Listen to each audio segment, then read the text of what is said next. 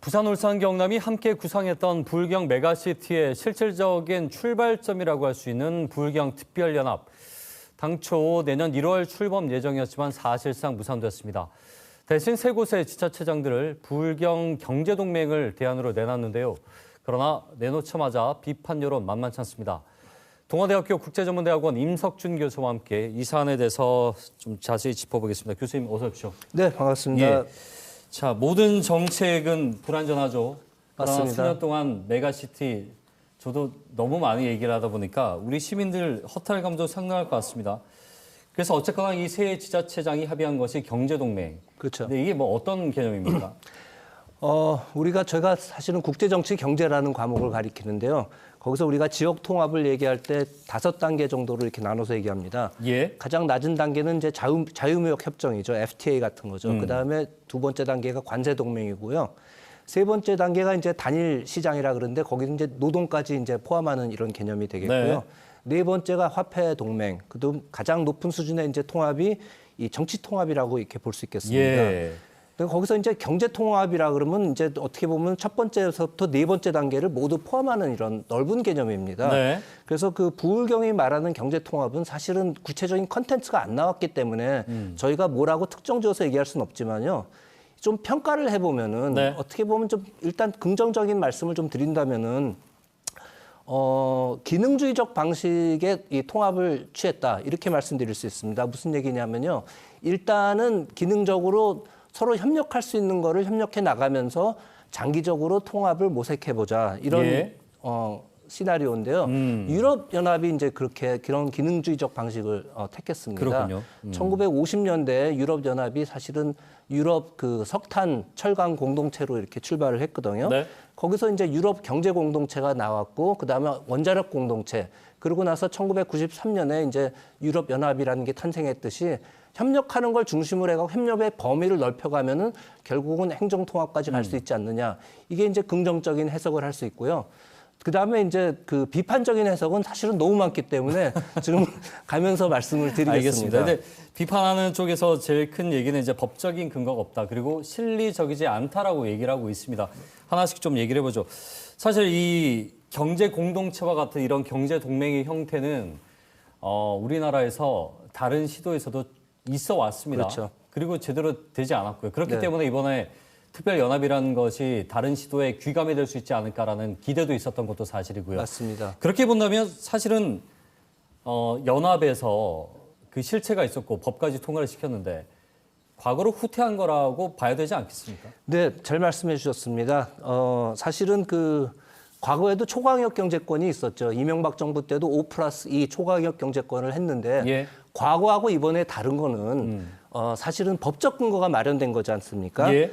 작년에 그거 워낙 법이 중요하기 때문에 제가 좀 읽어드리겠습니다. 네네네, 지방자치법이 전면 개정되면서요. 199조에 이런 말이 있습니다.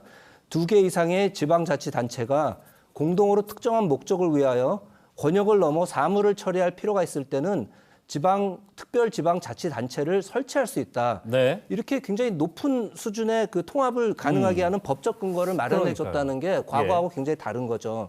그런데 낮은 수준의 경제동맹을 제안하고 있거든요. 그건 분명히 후퇴인데요. 저희가 조금 넓게 좀 볼 필요가 있어요. 예. 지금 사실 세계화 시대가 되지 않습니까? 네. 과거에는요, 도시들이 국내 안에서만 경쟁하면 됐습니다. 그러면은 국내에서만 경쟁하면 사이즈가 클 필요가 없어요. 근데 세계화가 되면서 국경이 무너지면서 도시들이 이제 예를 들어서 부산 같은 도시가 과거에는 서울하고만 경쟁하고 그다음에 대구 뭐 이런 데하고 그렇죠. 경쟁하다 보면 우리 2등이잖아요. 영내에서만 했었죠. 그렇죠. 예. 2등만 해도 먹고 살 수가 있는데 이제 전 세계로 경쟁을 하다 보면은 이 사이즈 갖고 된다는 게 아니죠. 네. 그렇기 때문에 도시들끼리 결합을 해갖고 큰 사이즈로 가자. 규모의 경제, 집적의 경제를 가자. 이게 이제 초강력 경제권의 큰 아이디어입니다. 네. 그래서 다른 나라에서는 뭐 메갈로폴리스라든지 메가리전 이런 개념들이 나오고 있고 전 세계적 유행인데 이게 사실은 이 수도권과 싸워야 된다는 논리만 지금 있고 세계하고 경쟁해야 되거든요. 그런 논리는 이제 많이 사라진 상태죠. 네. 그래서 그 후퇴라는 측면은 아까 분명히 과거에 이명박 정부 때도 초강력 경제권이 있었지만은 예. 대통령령으로 했고 그다음에 이제 주무부처가 그거를 실행하려고 그랬기 때문에 법적 제도적 이런 근거가 없어갖고 굉장히 어려웠거든요. 예. 근데 이번에는 법적 제도적 근거를 마련해줬음에도 불구하고 오히려 더 낮은 그러니까요. 합의를 했다. 그래서 후퇴라고 볼 수밖에 그래서 없습니다. 이제 세계 시도단체장이 만날 때 사실 경제동맹 얘기하려고 만난 게 아니라 메가시티를 경남과 그렇죠. 울산에서 하지 않겠다라고 얘기했을 때 그걸 설득하고 더 나은 길을 모색하기 위해서 만난 자리인데 갑자기 경제동맹이라는 단어가 나왔기 때문에 그러면 부산시장 박형준 시장 입장에서는 그 대안이라고 해도 좀 웃기죠. 그냥 그렇기 때문에 졸속이라는 얘기가 나오거든요. 그렇죠. 예, 맞습니다. 졸속 중에 졸속이라고 생각하고요. 이런 것 같아요. 좀 우리 비유를 하자면은 체력 단련을 위해서 예. 어떤 누가 인센티브를 줬어요. 턱걸이 10개를 하면은 그러면은 뭐 식권을 주겠다 이랬는데 나는 턱걸이 하기 싫으니까 전 줄넘기 10개 할게요. 예, 예. 이러면 누가 지원을 그러니까요. 해주겠습니까? 예, 예. 사실은 거기다 주민들에게 한마디 상의도 없이 단체장끼리 모여갖고 그것도 뭐 그냥 간담회를 통해서 이렇게 결정하는 거는 말이 안 되고요.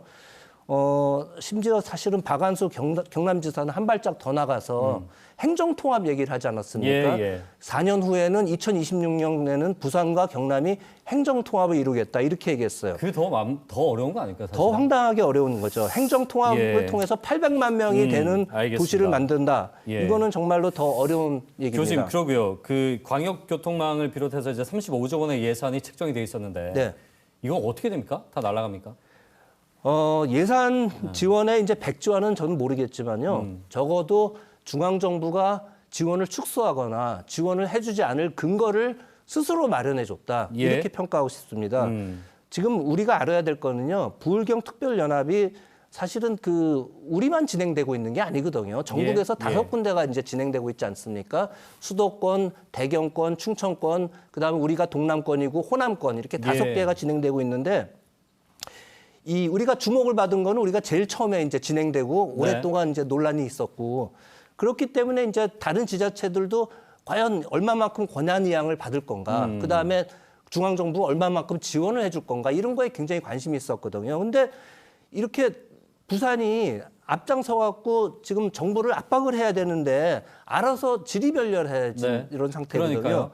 그래서 만약에 다른 지자체에서 연합을 해갖고 거기서 특별연합이 성공적이라 그러면은 부울경을 지원해줄 특별한 이유가 없어지는 거죠, 정부는요. 그러니까 우리가 먼저 했어야 되는 그렇죠.